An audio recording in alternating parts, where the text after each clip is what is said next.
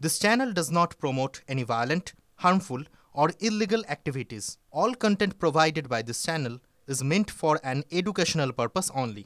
ঘড়িতে এখন জানেন তো 4:35 কাছাকাছি। ইতিমধ্যেই জেলায় জেলায় পুজোর কার্নিভাল শুরু হয়ে গেছে, আর সেই পুজোর কার্নিভাল বয়কট খোদ তৃণমূল বিধায়কেরই। কার্নিভাল বয়কট করে পোস্ট এবার রায়গঞ্জের বিধায়ক কৃষ্ণ কল্যাণীর। দেখাবো সেই ফেসবুক পোস্ট। কোনো রাগঢাক নয়, কোনো লুকোছাপা নয়, কোনো ঘনিষ্ঠ বৃত্ত নয়, একদম সোশ্যাল মিডিয়ায় রায়গঞ্জ শহরের দুরবস্থার কথা উল্লেখ করে কার্নিভাল বয়কট তৃণমূল বিধায়কের। পুরসভা এবং প্রশাসনের অবহেলায় ভুগছেন রায়গঞ্জবাসী।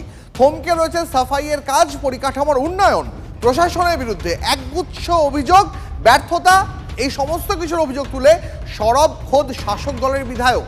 বর্তমানে অকেজো পুরো বোর্ড, 3 বছর ধরে পুরসভা চালাচ্ছেন প্রশাসক। পুরো বোর্ড না থাকায় বাসিন্দারা পুরো পরিষেবা পাচ্ছেন না, অভিযোগ করেছেন বিরোধীরা। এবার পুরো পরিষেবা নিয়ে একই সুরে অভিযোগ তুলে দিলেন রায়গঞ্জের তৃণমূল বিধায়ক কৃষ্ণ কল্যাণী।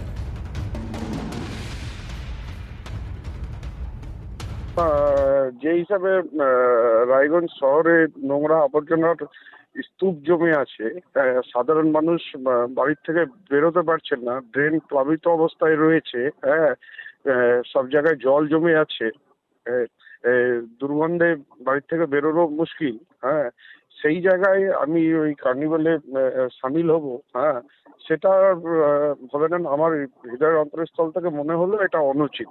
কোনো প্ল্যানিং ছাড়া রাস্তাঘাট খুঁড়ে রেখে দিয়েছেন, মানুষ চলাচল করতে পারছে না, সেই জায়গায় ভাবে নেন কার্নিভালে আমি সামিল হব, সেটা আমার মনের দিক থেকে আমি মেনে পারিনি।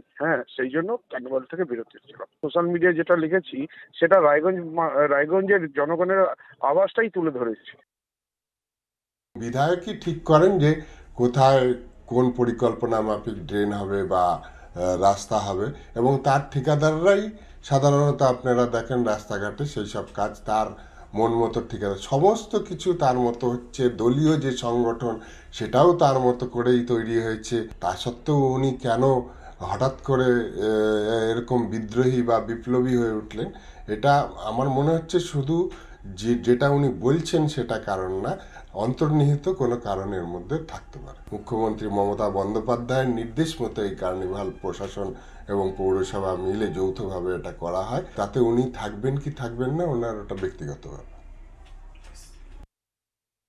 আজকে নাটক করে কার্নিভাল বন্ধ করে যাবেন না বলে বয়কট করছেন, কিন্তু দীর্ঘদিন যাবত যে সমস্যাগুলো, বৃষ্টি হলে জল জমে যায়, দুর্গন্ধময় পরিস্থিতি, জল নিষ্কাশনের কোনো ব্যবস্থা নেই, পুকুরগুলো সবগুলো বন্ধ করে দেওয়া হলো, তাদের অঙ্গুল হিলনে তারাই কাটমানি খেয়ে তারাই টাকা নিয়ে এইসব কাজ করছেন, আর আজ মানুষকে বিভ্রান্ত করার জন্য এই কথা বলছেন। রায়গঞ্জের মানুষ বিরক্ত হয়ে গেছে, সুযোগ পেলে এর উপযুক্ত জবাব দেবে এবং 2026 সালে এদের বিসর্জন হবে।